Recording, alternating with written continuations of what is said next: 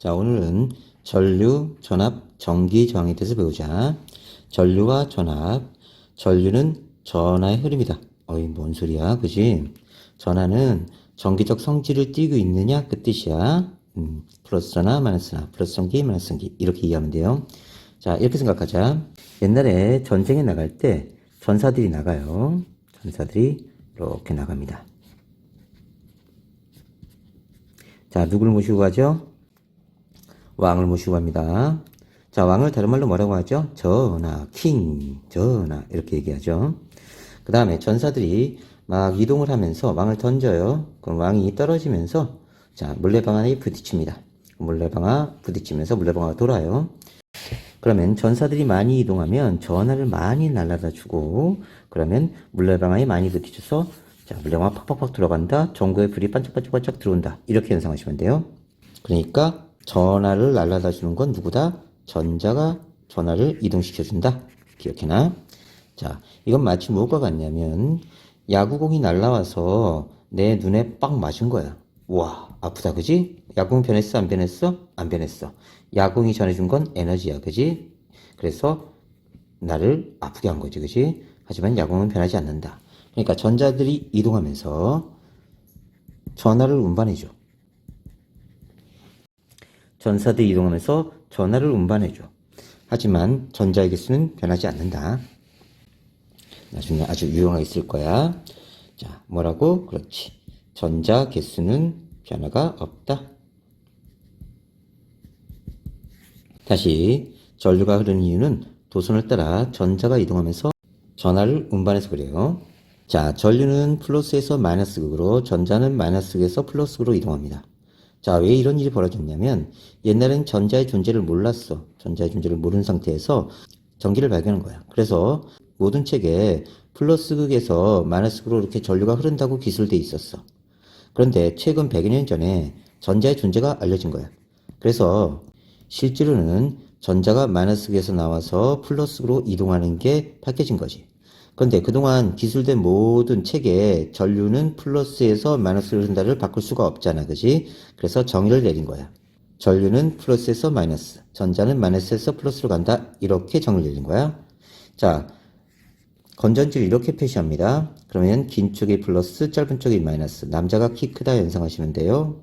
자, 그러면 플러스 극에서 마이너스 극으로 전류가 흐르고요. 전자는 마이너스 극에서 플러스 극으로 간다. 일단 이렇게 암기해 놓으세요. 자, 정리하면 전류는 플러스 극에서 마이너스 극으로, 전자는 마이너스 극에서 플러스 극으로 이동한다.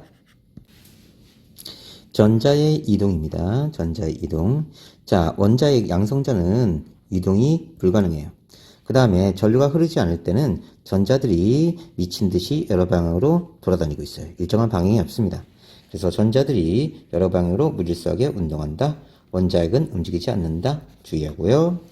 그런데 건전지를 걸어두면 전압이 걸리면서 마이너스 쪽에서 플러스 쪽으로 이렇게 전자가 이동해요. 그럼 만약 이게 아무것도 없다, 이것만 주어졌다 하면 우리는 전자의 이동을 보면서 전자는 마이너스에서 플러스 극으로 이동하니까 여기 마이너스 극에 연결되어 있겠다, 여기 플러스 극에 연결되어 있겠다, 이렇게 찾아주는 거야. 문제 잘 나온다. 그래서 전자들이 마이너스 극에서 플러스 극으로 이동한다. 기억해놓고. 자, 전류는 1초 동안 도선의 단면을 지나가는 전하의 양이다. 이건 또 뭔 소리냐? 기호는 I고 단위는 암페어 또는 밀리암페어를 쓰는데 이 밀리가 1000분의 1이라는 숫자예요. 그래서 1암페어는 1000mA가 됩니다. 왜냐하면 이게 1000분의 1이라는 숫자니까. 1000분의 1이라는 숫자예요. 이건 마치 뭐가 같냐면 1m는 자, 몇 밀리미터인가? 여기 1000분의 1이 곱해져 있으니까 자, 앞에 1000을 쓰면 값이 똑같아지겠네요. 그죠? 약분 되면서 이런 식입니다. 그러면 전류는 시간당 흐르는 전하의 양이다. 이게 뭔 소리인지 보자. 자, 여기 한 바가지에 물이 있었어. 한 바가지에 물이 이렇게 있었어. 자, 이걸 1쿨롬이라고 하자. 자, 그러면 자, 농구 골대를 이렇게 엎어놨어. 엎어놓으면 요 단면이 생기지, 그치? 요 단면에 요 한 바가지 물을 샥 끼얹은 거야. 그래서 요 단면을 1세컨 동안 이 한 바가지 물이 지나갔다. 이걸 표시한 게 바로 1세컨드당 1쿨롬. 이거 바가지처럼 생겼죠? 1쿨롬이 지나갔다. 이걸 1암페어로 하자. 그러니까 암페어는 반드시 시간의 개념이 들어가 있는 거야. 우리가 미터하고 미터 퍼 세크하고 어떤 차이가 있니? 미터는 그냥 거리지, 그지? 미터 퍼 세크는 시간당 거리다. 그러니까 암페어가 여기에 해당되는 거야. 시간당 몇 쿨롬이 흘렀느냐? 그런데 이 한 바가지 안에는 전자가 몇 개 들어있냐면 6.25 곱하기 10의 18승계의 전자가 들어있어. 그래서 외울 때는 6.25 전쟁 납부 10회 이렇게 외워. 위안에 6만에서. 자, 그러면 1쿨롬 퍼 세컨드는 다시 어떻게 해석할 수 있냐면 1쿨롬 퍼 세컨드는 6.25 곱하기 10의 18승계의 전자가 1세컨드 동안 요 도선의 단면을 슉 지나갔을 때를 1암페어라고 한다. 똑같은 거야. 다시 정리하면 1암페어는 1쿨롬 퍼 세컨드다. 1초당 한 바가지 물이 한 바가지 전자가 도선의 단면을 샥 하고 지나간 거야. 이때 한 바가지 안에 전자가 6.25 곱하기 10의 18승계가 들어있으니까 자, 1세컨드당 6.25 곱하기 10의 18승계의 전자가 이 단면을 지나간 것도 1암페어다. 이렇게 얘기합니다. 자, 그래서 식을 만들어요. 자, 쿨롬이 전하량이야. 양, 퀀텀 T. 그 다음에 S는 시간이니까 T. 그 다음에 얘는 전류니까 I. 그래서 I는 T분의 Q라는 식이 나와요. 그래서 전류는 시간분의 전하량이다. 시간당 흐른 전하량이다. 이렇게 나와서 요게 나온 거야. 보이지? 그래서 I는 T분의 Q다. 그러면 1암페어는 1쿨롬 퍼 세컨드다. 1암페어는 1쿨롬. 전하량, 한 바가지 물, 그 다음에 퍼 세컨드다. 이렇게 나온 거다. 그리고 한 바가지 안에는 6.25 곱하기 10의 18승계의 전자가 들어있다. 오케이. 자, 그러면 이 식을 다시 바꿔보자. 그러면 Q는 IT가 되겠지, 그치? 그래서 이런 식이 나오는 거야. 그러면 1쿨롬, 이거 쿨롬이죠? 은 1암페어 세컨드가 되네요. 그래서 1쿨롬은 1암페어 세컨드가 되고, 암페어는 다시 쿨롬 퍼 세컨드예요. 그러면 세컨드 약분되고 쿨롬 나오죠. 똑같이 나오네요. 자, 식 완벽하게 좀 외워두세요. 전류계 사용법. 시간당 흐른 전하의 양을 측정하는 건데 저항이 매우 작아 직렬 연결한다? 아, 직렬도 어려운 말이고요. 그쵸? 자, 무슨 뜻인지 살펴보자. 자, 물레방아가 있는데 물이 한쪽 방향으로 흐르면서 물레방아를 돌리는 거야. 계속 한쪽 방향만 흐르는 거지. 이걸 우리가 직류라고 해. 다음 물레방아를 돌리는데 물이 왔다리 갔다리 한 거야. 전류가 왔다 갔다, 도선이 왔다 갔다 하는 건 교류라고 해요. 그렇죠? 자, 다음 물레방아를 이렇게 일직선상에 배열을 한 거야. 그러면 물이 흘러가면서 물레방아를 돌리겠지, 그지? 이렇게 직선상으로 회로도를 배치하는 거야. 저항을 직선상으로 이렇게 배치한 거 우리가 직렬. 다시 그려주면 회로도가 이런 식으로 되는 거지. 자, 저항을 직선으로 배열한 걸 직렬이라고 한다. 다음, 자, 회로도에서 나란하게 이렇게 배열한 거야. 이걸 병렬이라고 해. 나란할 병자, 병렬. 그러니까 직류 교류는 물의 흐름 또는 전류의 흐름을 얘기한 거고요. 직렬, 병렬은 회로의 배치야. 회로도를 어떻게 배치했느냐? 직선으로 배치했느냐? 나란하게 배치했느냐? 이 뜻이야. 그러니까 직렬에도 직류, 교류 다 흐를 수 있고요. 다음 병렬에도 직류, 교류 다 흐를 수 있어. 자, 중요한 개념이니까 잘 체크해 놓으세요. 다시 직류는 전류의 흐르는 방향이다. 흐르는 방향이 한쪽. 교류는 전류가 흐르는 방향이 왔다 갔다.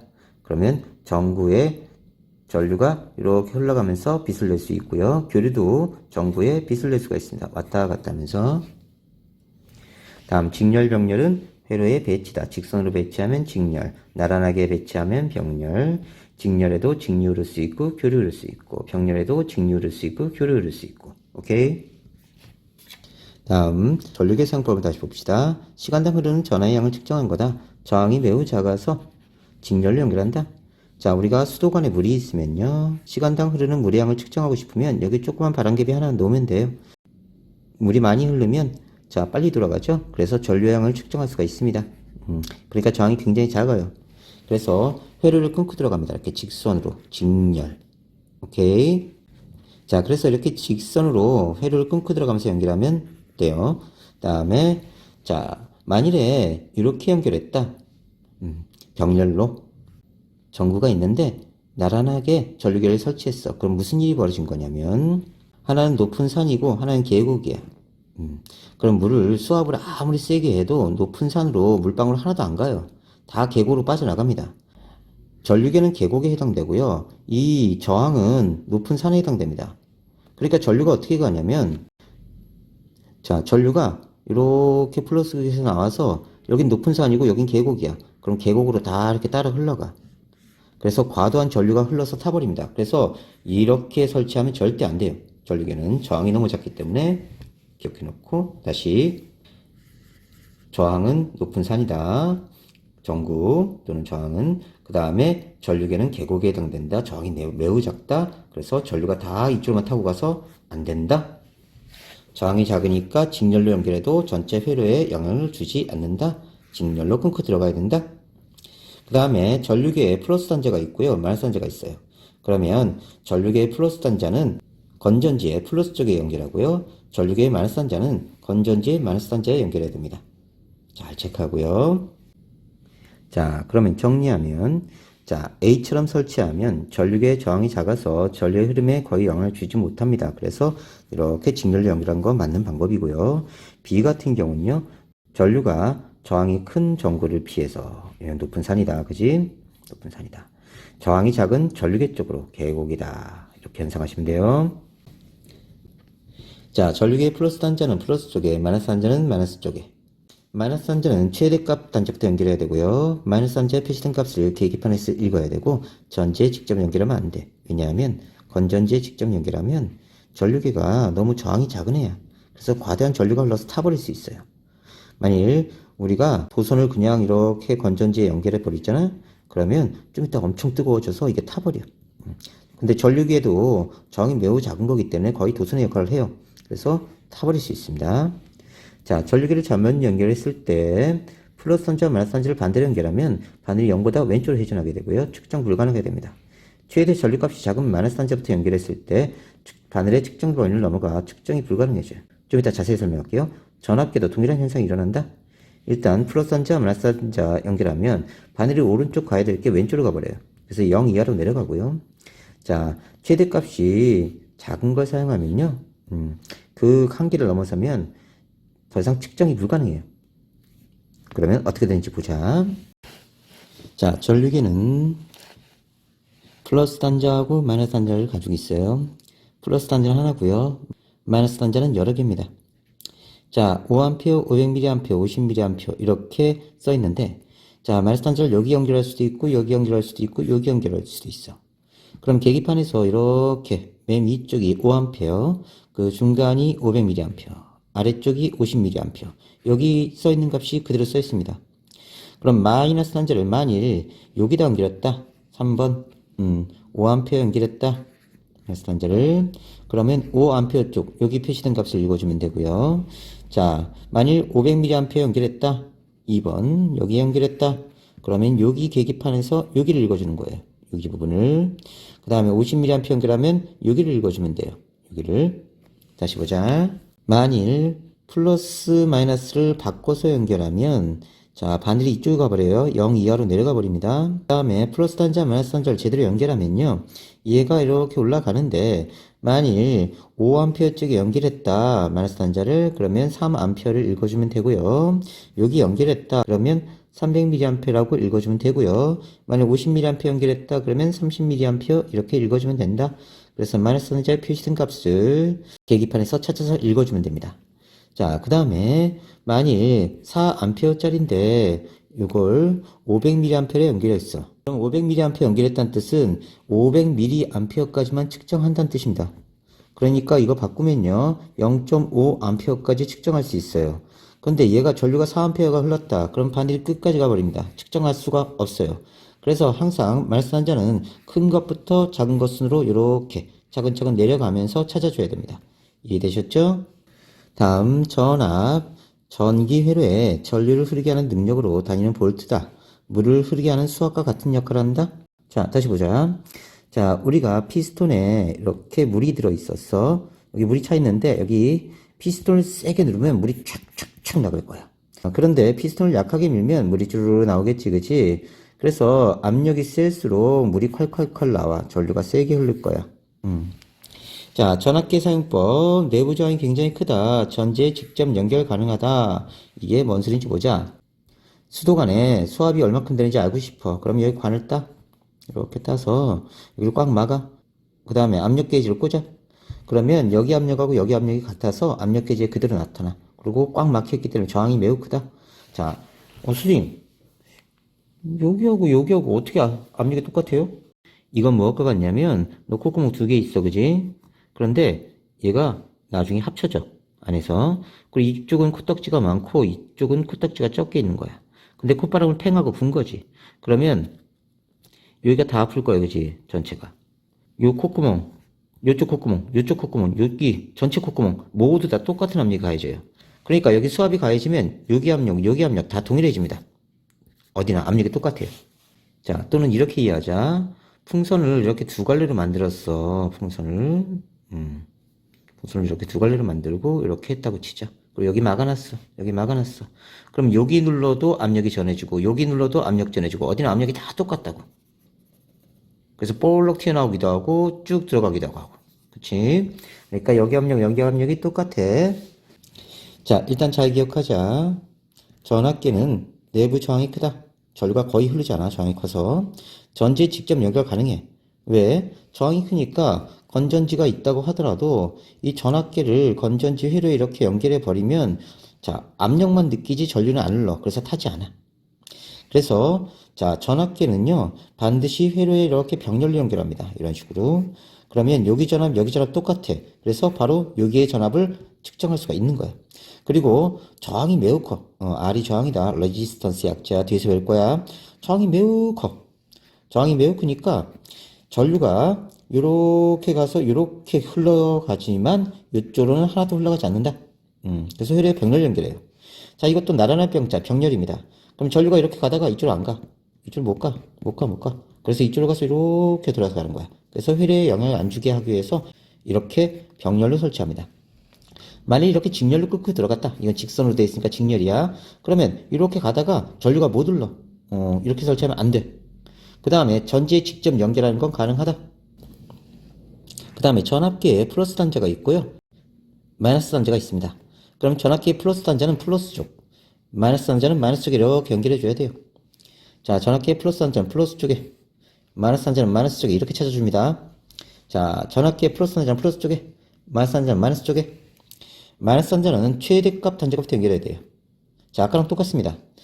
마이너스 단자에 표시된 값을 계기판에서 읽는다. 전지에 직접 연결 가능하다. 그럼 이 내용을 아래서 보자. 자, 전압계도 전류계와 마찬가지로 플러스 단자는 하나인데요. 마이너스 단자가 여러 개야. 이렇게 여러 개가 있어.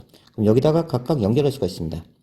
그리고 계기판을 보면요. 이렇게 생겼죠. 그죠? 계기판이 이렇게 생겼는데 여기가 0일 거고요. 여기는 30V까지 측정할 수 있다는 뜻이고 얘는 15V, 얘는 3V까지 측정할 수 있다는 뜻이야. 만일 마이너스 단자를 30V에 연결했어. 근데 계기판에 바늘이 이렇게 왔단 말이야. 그러면 얘는 20V라는 뜻이야. 여기에 표시된 값. 이 마이너스 단자에 표시된 값을 읽어주는 거지. 이거를. 다음, 만일 15V에 연결했다. 그러면 여기를 읽어주는 거야. 그럼 10V. 만일 3V에 마이너스 단자를 연결했다. 그럼 여기를 읽어줘. 2V. 이렇게 측정한 거예요. 그 다음에 플러스 마이너스 바꿔버리면요. 자, 반대로 갑니다. 0 이하로 내려가 버려요. 만일 전압이 20V짜리인데 마이너스 단자를 15V에 연결했다고 치자. 15V에 마이너스 단자를 연결한 거예요. 마이너스 단자를. 자, 그러면 얘는 15V까지 측정할 수 있습니다. 그래서 바늘이 끝까지 가버려요. 이런 식으로. 그럼 측정 불가합니다. 그래서 자, 항상 가장 값이 큰 것부터 연결을 해요. 그럼 바늘이 이렇게 가서 20V 이렇게 찾을 수 있습니다. 오케이. 또는 15V, 얘는 30V까지 측정 가능하니까 이런 식으로 해주는 거예요. 항상 자, 마이너스 단자 값은 큰 것부터 작은 것으로 가주면 됩니다. 자, 수압과 전압의 비교. 수영장에 물이 이만큼 차 있어서 선생님이 이렇게 누워 있었던 거야. 그러면 선생님은 이 정도 수압을 받을 거야. 그런데 수영장을 수직으로 이렇게 높인 거야. 그러면 그 다음에 수압을 이만큼 받겠지, 그지? 그러면 이렇게 차곡차곡 쌓아가면 전압이 높아져. 그래서 얘가 1.5V인데 얘가 수직으로 쌓은 거야. 직렬로 쭉. 그래서 건전지를 직렬로 연결하면 둘을 합쳐주면 돼. 그래서 1.5, 1.5 직렬로 연결되어 있으면 3V. 됐지? 자, 선생님이 수조에 누워 있는데 수조를 옆으로 늘린 거야. 그럼 수압 변하니 안 변하니? 안 변하지, 그지? 그러니까 이렇게 옆으로 늘려버리면 수압이 또는 전압이 높아지지 않아요. 그냥 하나의 전압이 전체 전압입니다. 이렇게 나란하게 옆으로 늘린 거예요. 옆으로 늘리면 하나의 전압이 전체 전압이야. 이해됐지? 자, 이번엔 선생님이 누워있는데 처음엔 요만큼 수조의 압력을 받았어. 근데 수조를 세로로 쭉 키운 거야. 그러면 세 개의 압력이 다 받겠지, 그지? 세 개의 압력이 다 받으면 하나, 둘, 셋 다 합쳐주면 됩니다. 4.5V. 이렇게 직렬 연결하면 다 더해주면 돼요. 자, 이렇게 나란하게 연결하면요, 수조를 옆으로 늘린 거하고 똑같아요. 그러니까 전압이 변하지 않습니다. 하나의 전압이 전체 전압이 돼요. 자, 얘 같은 경우는 얘는 직렬이네요. 직선으로 돼 있다, 직렬. 나란하다, 병렬. 얘는 직렬이니까 얘 합쳐주면 3V예요. 근데 3V, 3V, 3V가 병렬로 돼 있죠. 그죠? 이렇게 되면 하나의 전압이 전체 전압입니다. 자, 한 칸, 두 칸, 이건 수직으로 쌌네요. 그죠? 수조를. 근데 옆으로 늘려간 겁니다. 그 다음엔. 그러니까 하나의 전압이 전체 전압이다. 3V다. 3V, 3V, 3V 돼 있지만 이게 합쳐지지 않는다. 오케이?